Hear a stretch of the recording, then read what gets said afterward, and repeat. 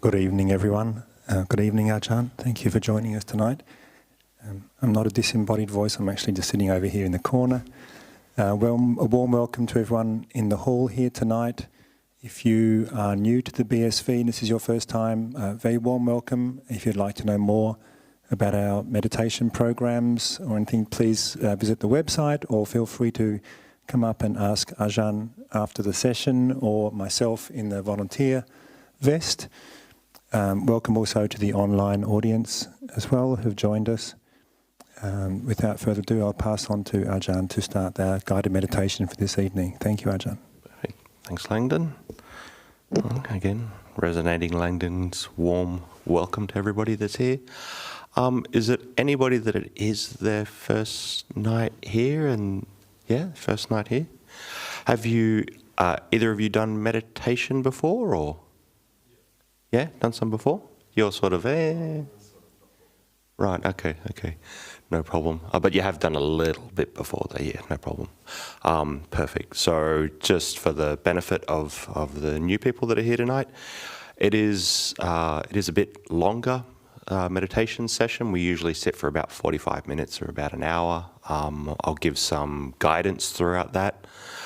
If you already have a particular kind of meditation style, and this goes for everybody else in the room, if you have your own particular style, you want to do it, you don't have to follow along with my guidance. It's just there for anybody that is reasonably newer to the practice.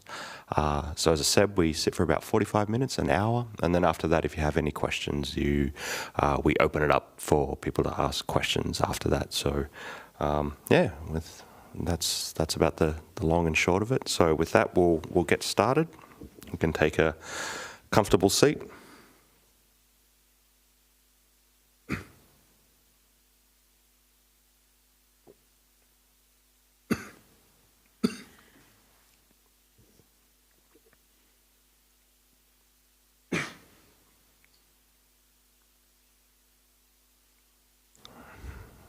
And we can just start to settle into our chair. Start to feel the body relax and make its small adjustments.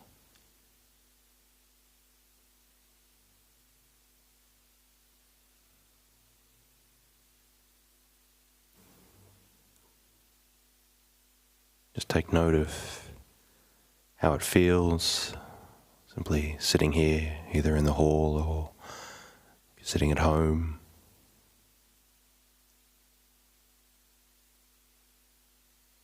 Overall, what it feels like for your body to be sitting here in space.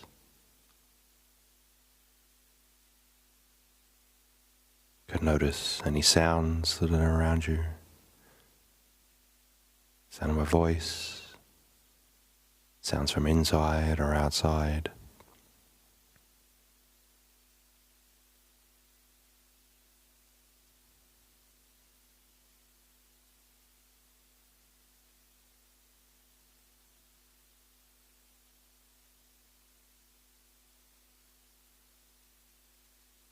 And we can even notice generally how we feel in this moment. Maybe you only just arrived, you're feeling still a little bit restless.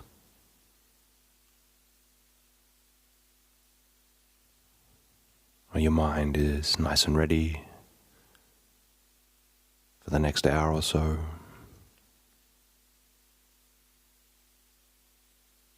And just simply take stock of how you feel in this moment, the things you hear, and the feeling of the body starting to settle in and make its minor adjustments.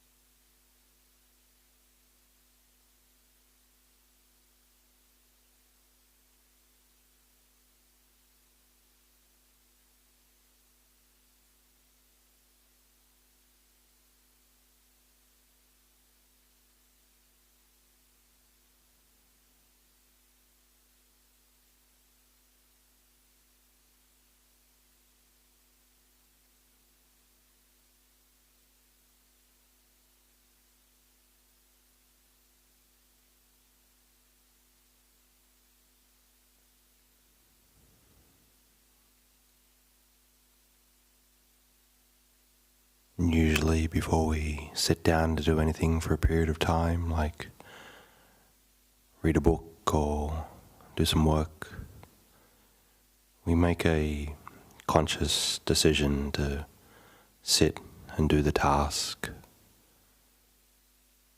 And it can be the same with your meditation.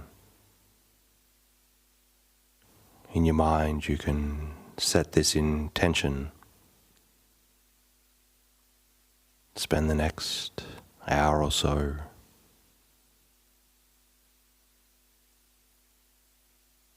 relaxing and trying to notice the quality of your mind. In some way, reining your thoughts in and letting some things go.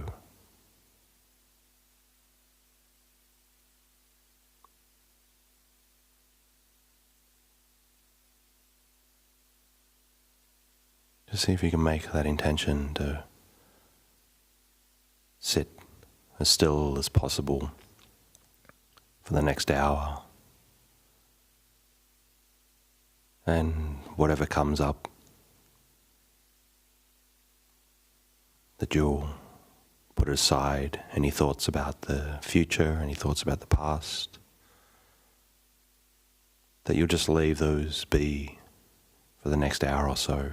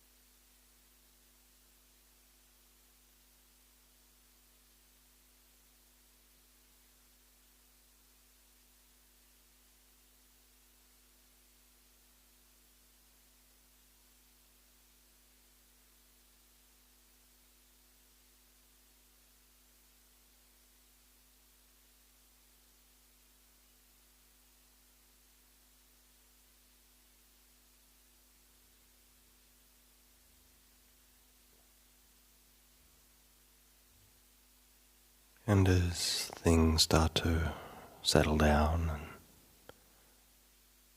become more at ease,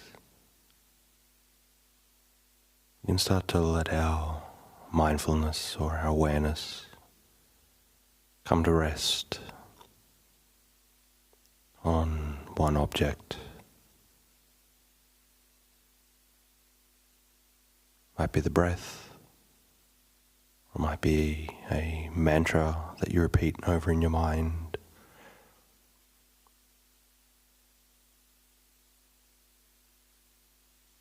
Or focusing your attention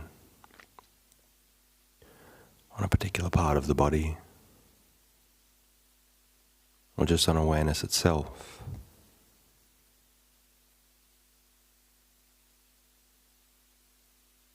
Whatever meditation object you usually find most comforting and effective, just see if you can stay with this object for the next few minutes.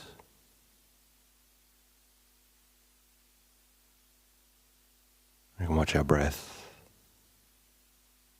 coming and going if we still don't have a usual object of meditation. Feeling the air coming in and going either at the tip of the nose or in the chest or in the abdomen.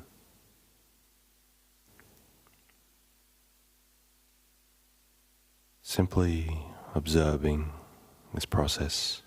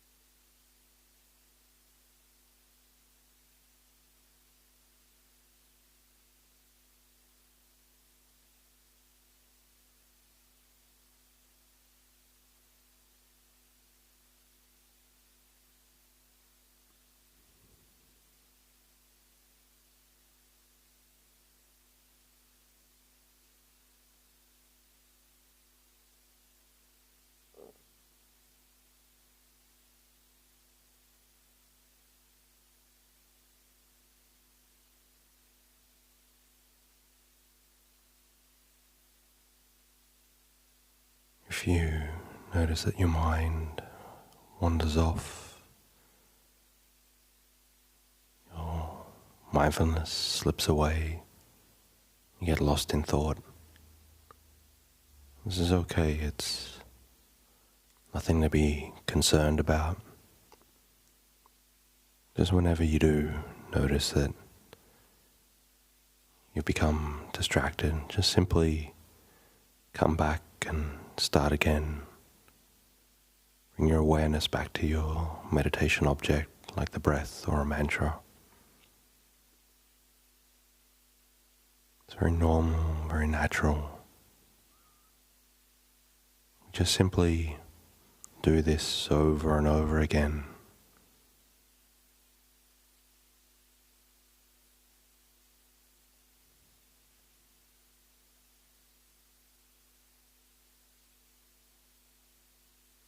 The idea is to just not let it roam too far away.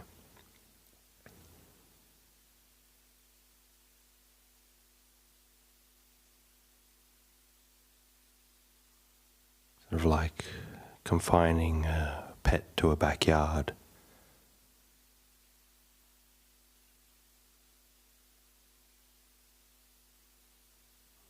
You don't want to let it go over the fence, but you also don't want to constrict it and push it down and make it stay in one place. You can allow it some room to move around a little bit, but just as long as it stays in the backyard.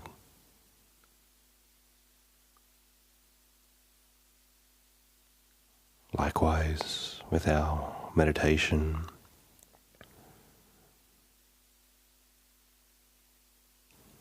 our awareness can be a little more broad. There can be some movement there, but just as long as we don't allow it to go too far away.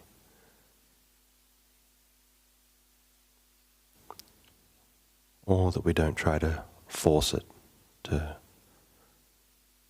stay still in one spot.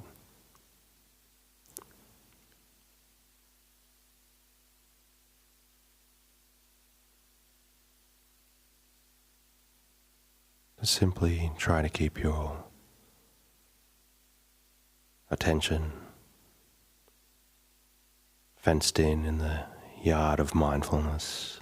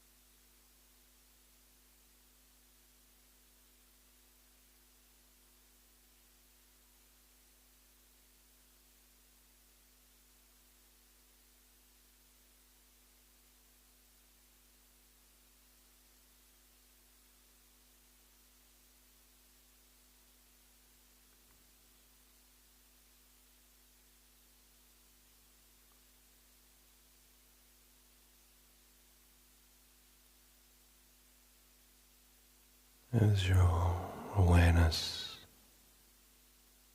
becomes more attuned with your meditation object,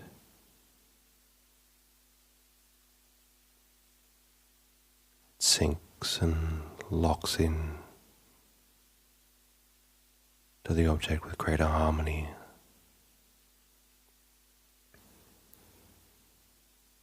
You might notice the mind becoming stiller,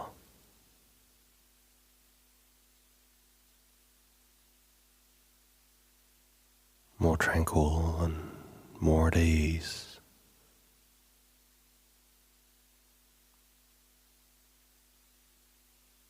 More unified and at rest in one spot.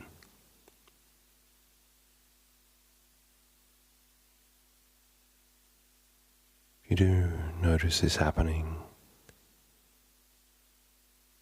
just allow this process to unfold naturally. Allow the stillness to permeate.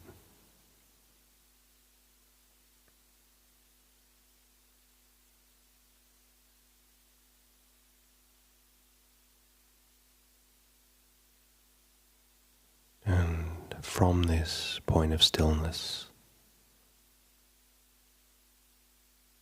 we can notice the comings and goings of the mind.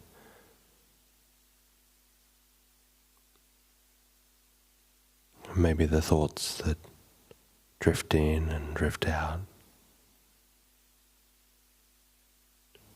The feelings in the body, or maybe some sounds.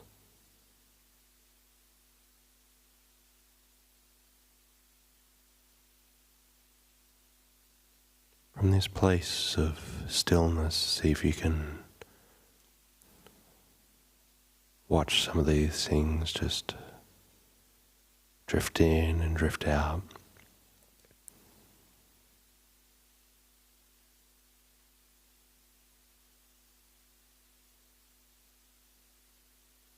Just like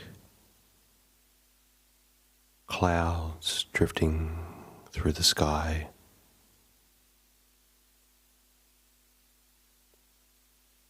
They change pattern, they move,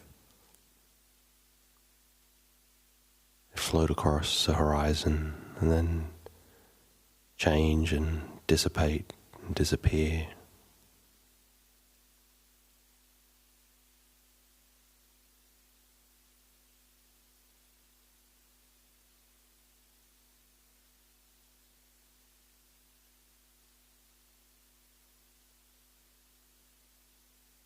See if you can notice these aspects of your experience. Do the same.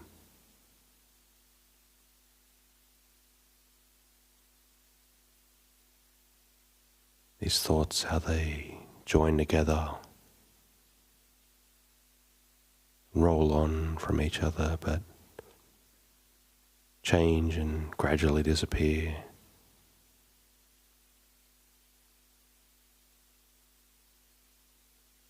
The sounds that arise and pass away.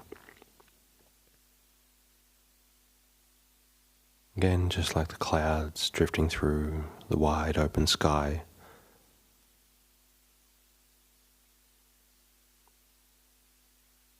So if you can notice this from this place of stillness.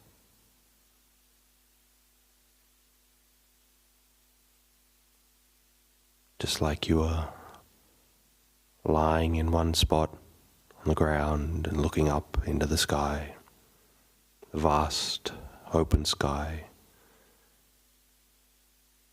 without any other objects obstructing your vision. You just simply lay there in stillness, looking up at the sky, noticing the clouds drift through.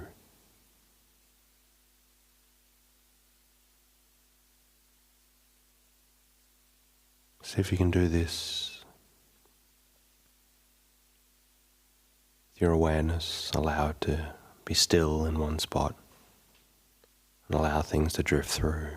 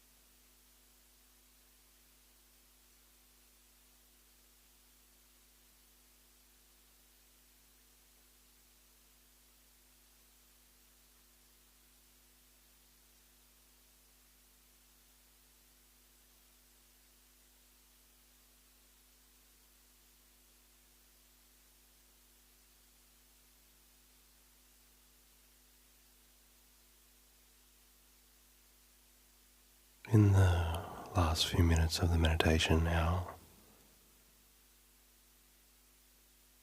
just see if you can shift the focus of your awareness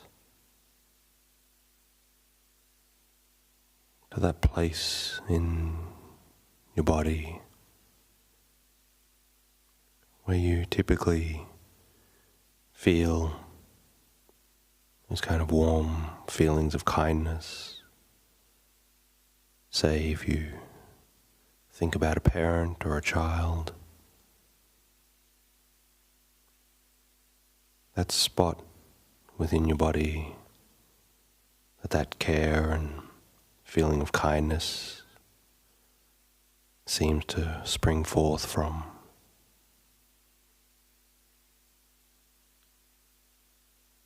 For many people this might be different, but for a lot of people they find that their area in their heart is where they usually feel these things.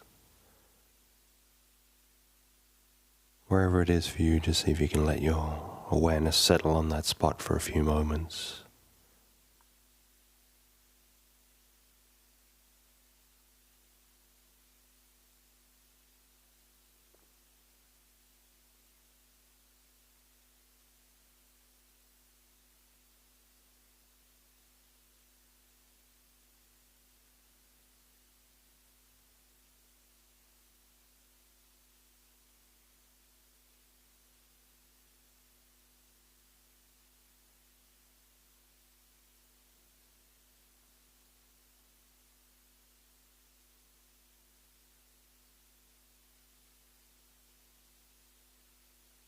Just notice what this area feels like. There might even be some associated internal visual images popping up, like a feeling or an image of a warm glow in that area.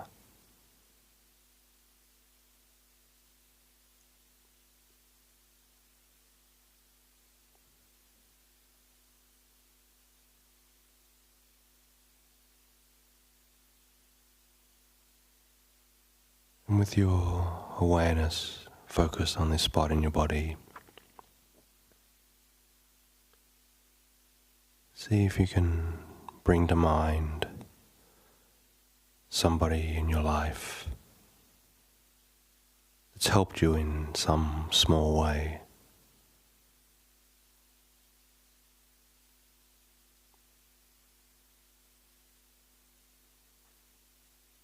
Could be a parent, could be a friend, could be a teacher.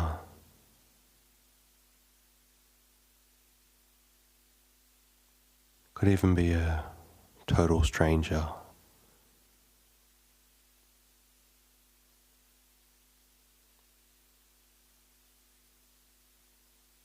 Could even be somebody that maybe that you don't even know, like a doctor that maybe operated on you at one point. Somebody that's helped you in some way and assisted you.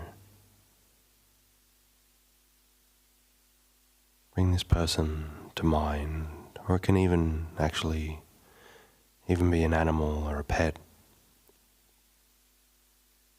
that's always there for you.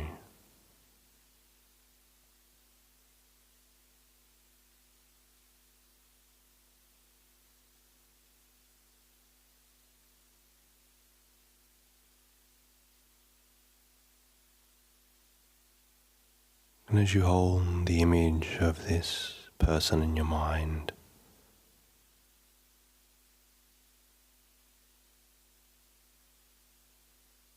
see if deep within your heart you can thank them.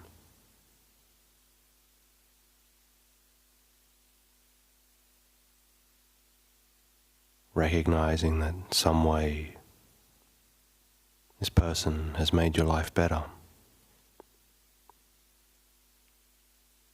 has made your existence a little more easier or happier.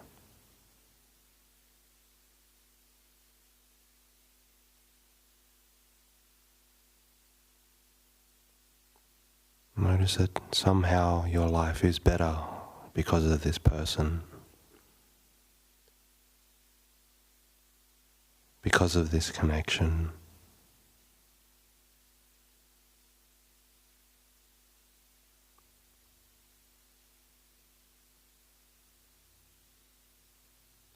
And that warm feeling of kindness maybe in your chest. See if you can sink into that and allow it to expand and grow.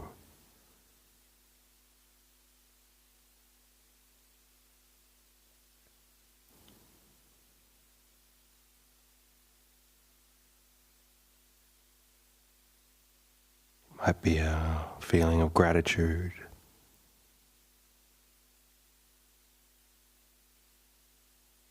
or it might be a feeling of care or kindness.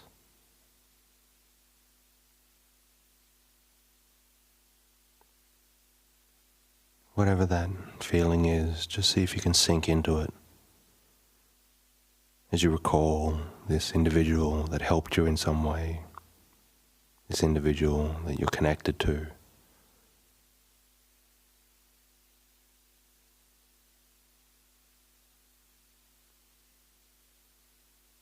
And allow that to continually grow and expand within your heart.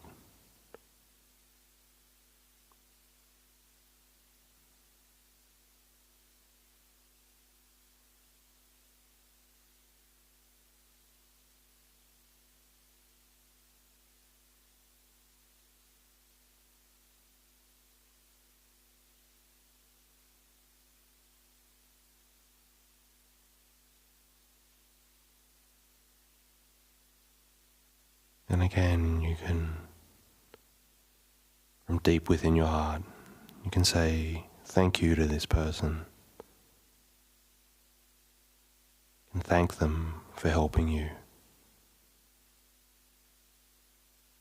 You thank them for making your life better.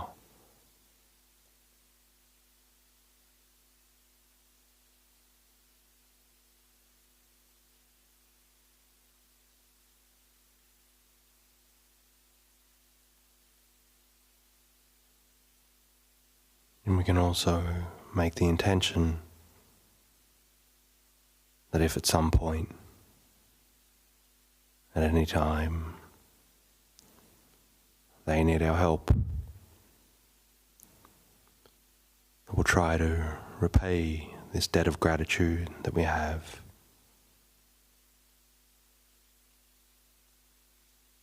We'll show them the same care and kindness that they show to us.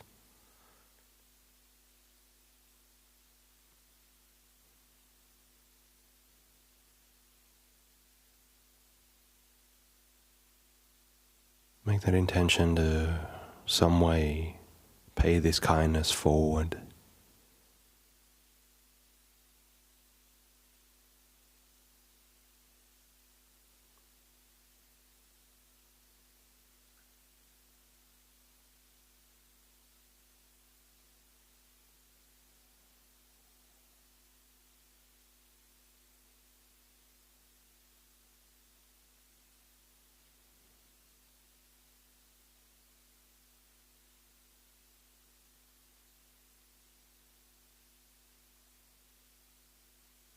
And as you breathe in and out, again, see if you can allow this feeling of kindness or care or gratitude to expand throughout your body with each in-breath. Fill every area of your body as the breath comes in.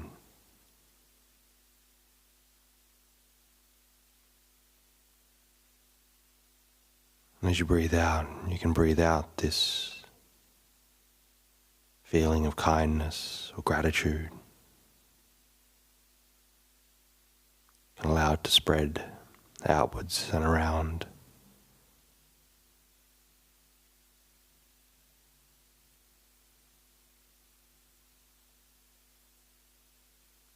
Breathing in, allowing it to fill your body.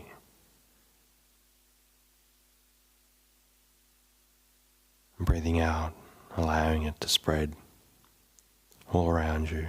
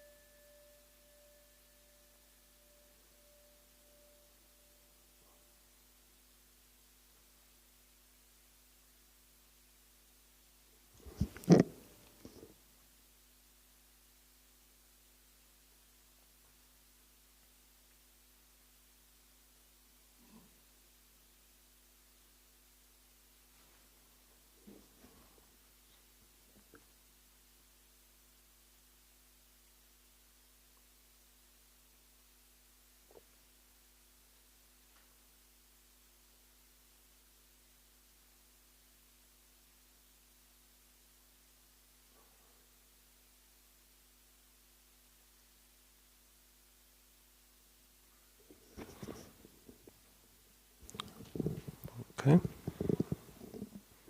Hopefully you had a nice peaceful sit.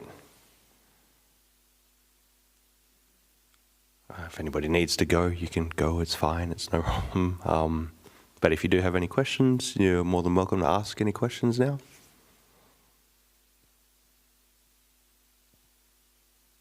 If you do have a question, you can just raise your hand and I'll pass the microphone to you.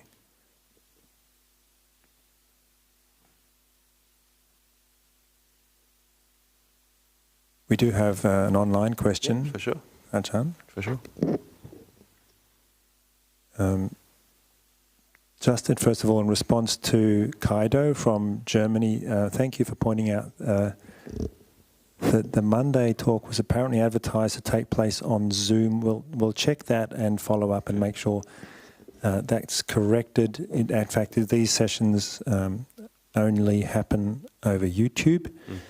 The next question is, Dear Bhante, no matter how calm I can make the mind and body, the attachment to the body just will not let go. I believe it is a fear of death, and when not in meditation, I'm hyper aware of my body. There's no actual question attached to that, but perhaps just what to do about this. Yeah. So first off, it's very good that you can make your mind very calm in that way. This is a really fundamental step that you need to actually go through. And there's something about the quality of actually doing that anyway that is allowing you to see that in some way that you are still quite attached to your body. And looking at that from that point of stillness, you can see that there is this fear of the body essentially going through changes, continually changing to the point where the body won't exist anymore, and this feeling that is you won't exist anymore. And so this is a good thing to actually notice. Most people go through a lot of their lives and don't ever notice that. They don't realize that that's, the thing that is maybe driving them a lot and driving them to do different things in their life. So this is first and foremost a good thing that you're able to do this, and that you're able to recognize that this is something that is sort of sticking you in some kind of way. Now, this is an area where we start to think about meditation, and that it's not just this. If we're thinking about Buddhist meditation, and it's not just this aspect of making the mind calm in this way. Again, it's a very useful thing. It's it's something that you should develop. But there is also these other many different meditation techniques that we talk about, where you're actually trying to develop some wisdom. You're trying to use some kind of reflective contemplation into the nature of your own existence to see that it, essentially that it is impermanent. That at some point, you have to face up to this truth that you're going to have to die at some point. That you don't know when that is actually going to happen. You don't know how old you'll be when this happens. You don't know exactly what it's going to be like either.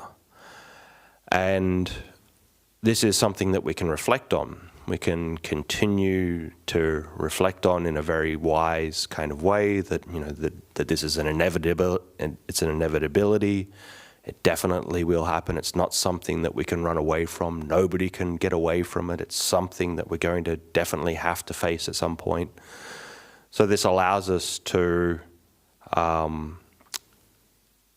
start to prepare for this, start to prepare for this aspect in our lives that we don't know is what is actually going to happen. And, you might sort of think that this is, macabre in some kind of way, or it'll be depressing in some way to think about one's own mortality. But actually, if you do it from this point of stillness, and it sounds good, it sounds like you have that point, that foundation of stillness there, it actually becomes very freeing. It's not this thing where you're kind of looking at it and you're becoming more miserable because you're thinking about it. It actually becomes very free because you're facing up to this truth that is going to happen. You're facing up to this desire or this drive that we have that continues to allow us to, that continues to push us in different kinds of ways. So actually, if you do feel like it's the fear of death and the fear of the attachment to the body and the fear of the body going through, aging and maybe sickness and then eventually passing away, I would, recommend, if your mind feels strong enough, to reflect on that. Reflect on that as much as possible. You can make the mind calm for a period of time. So say for you, just hypothetically speaking, if you sat meditation for, let's call it half an hour, you can sit meditation and calm your mind for 20 minutes, but then the last 10 minutes you can use that time to reflect and to contemplate on the nature of your body, that it is subject to old age, sickness, and death. So it's something we can do. It's another kind of practice we can do, and it is actually quite a powerful practice. So I recommend just trying it. The caveat to that, obviously, as well, is if you do reflect in this way and it is starting to make you miserable and it is starting to drag you down a kind of a dark path, stop doing it. Just pull back from it. It's not like you have to go, I just need to continually go through this and make myself more and more miserable and more angry. And if it's going in the wrong way, pull back from it.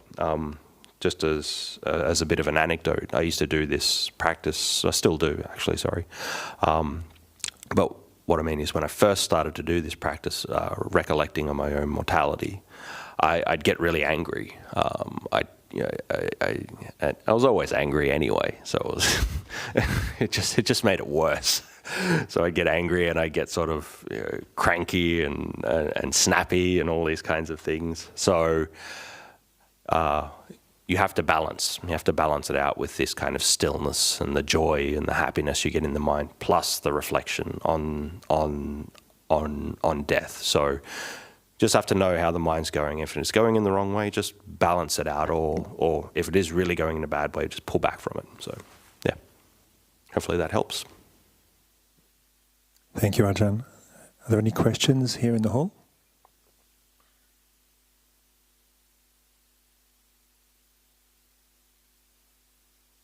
No, at this point we just have one more question, Ajahn.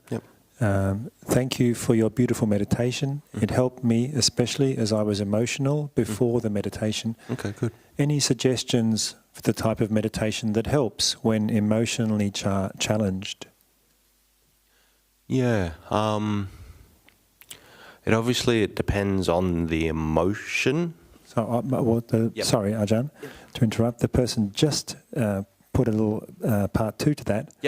I have a lot of anxiety and fear, but did death meditation as a walking meditation using a mantra. It was amazing and freeing and accepting. So just in addition to the question about emotionally challenging. So, so there's, in a way, sometimes there's two schools of thought with this.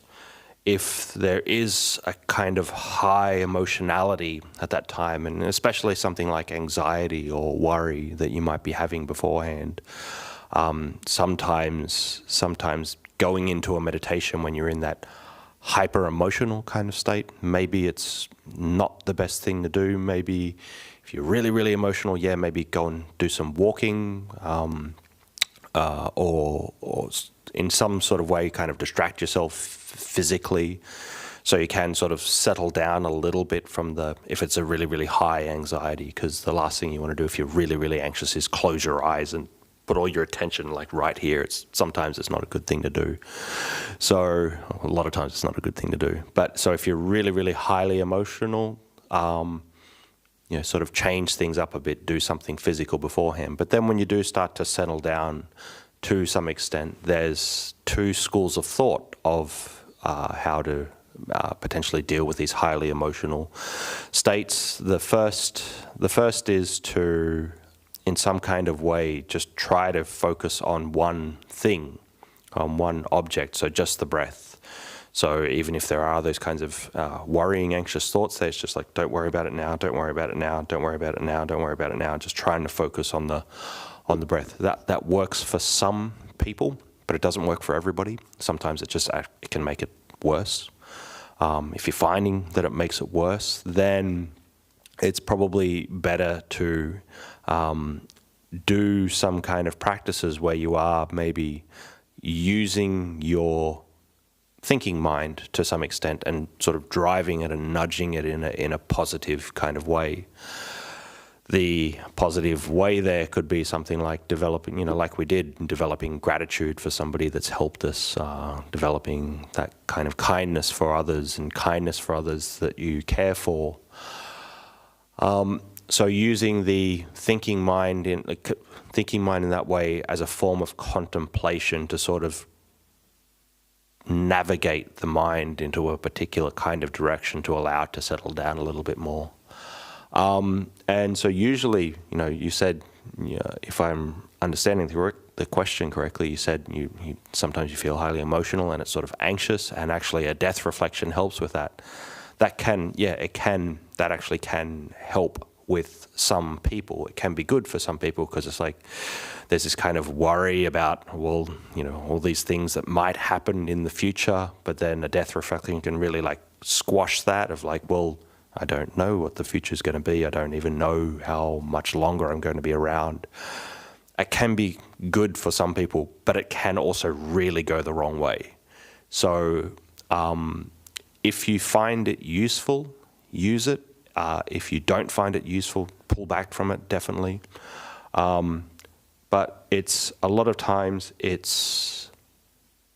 everybody's so different that it's really hard to give a kind of concrete answer to these things. It's just something that you have to work with yourself and find the right kind of reflection or contemplation yourself that actually works. And yeah, just trying it out and seeing what works. But those three main ways that I talked about, if you are feeling very highly anxious, worried, emotional, sometimes it's not the best thing to jump straight in and do it. Go for a walk, do something. Or then when you do calm down a little bit, there's that way of like just doing this, focusing on the one thing, just, a mantra or the breath or something like that. Just focusing on pushing everything else away and allowing the mind to settle down. If that works for you, good. If it doesn't, that's fine. It makes things worse. Then go to something where you're contemplating, where you're reflecting, you're trying to nudge the mind in a particular way, where you're developing those wholesome qualities like gratitude or connection or kindness or self-compassion or something like that. And then, in the rarer cases that it might work for you, things like reflection on impermanence and reflection on death can be helpful, but it's not for everybody. So it's just that caveat. So, yeah. Thank you, Ajahn. Final call for questions. Is it time for one more online question? If there's one more, yeah, it's fine. But first, I'd just like to read out a response from the person who talked about the anxiety of the body, or awareness of the body letting go. Said, thank you. I am currently dealing with aging and tiredness and isolation, and I'm a sole practitioner, so have no one to discuss Buddhism with. I practice daily and will do as you suggest. Okay, good. Nice. Try it out, see if it works. Someone's asked, how do I use chanting as part of my practice at home? Yeah, so chanting, it's similar to the answer that I gave before. It's something that you just try and you see if it works for you. Chanting can be a way, so there's two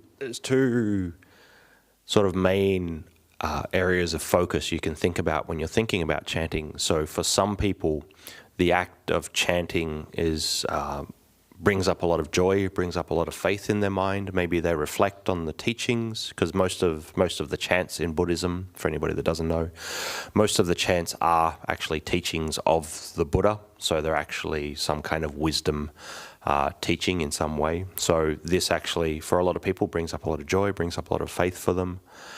But another way that it is actually quite beneficial is that it can become a form of meditation in itself. So when you're chanting, you have a passage, of text that's limited in some way. So you go over it over and over again.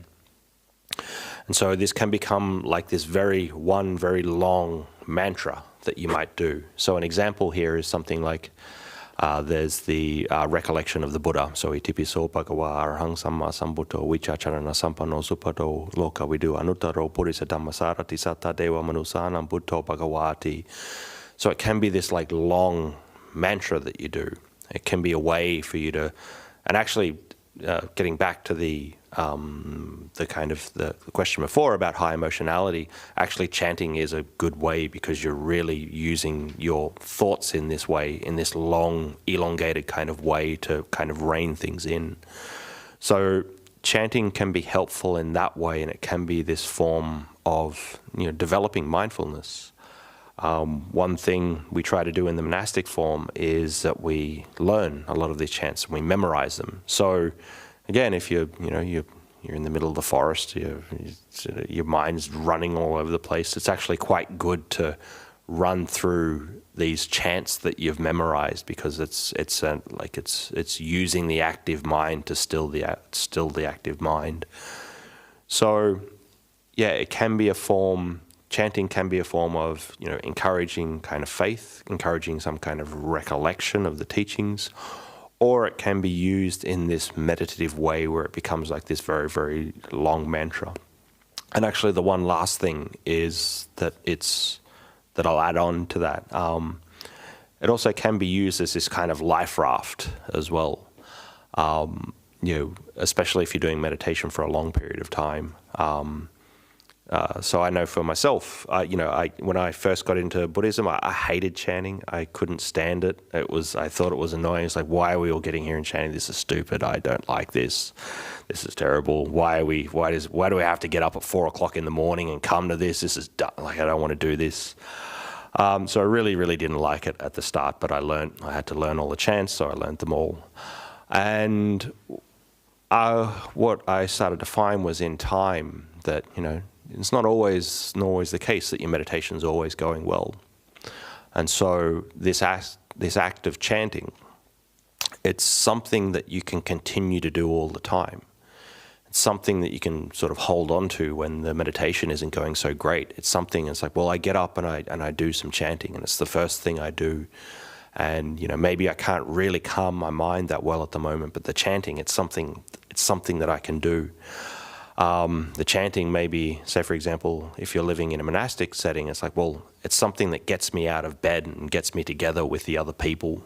And in some way it forms this kind of harmony with the people around you because you're having to chant with them. So it can be the act of chanting also can be this kind of life raft that you end up holding on to when things aren't going so well in other areas of your practice.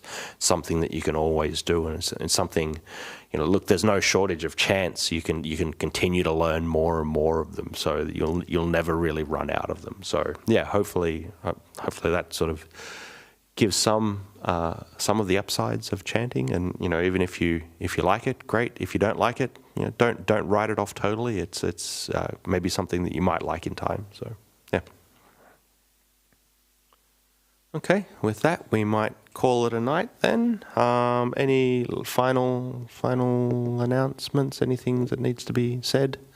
No. Okay. Well, there's next Sunday, there's a talk on Sunday morning, the communal lunch and things like that. That's really the only thing that's happening. There's meditation tomorrow night with Sandeep. So, yeah, I hope to see you all again at some point soon.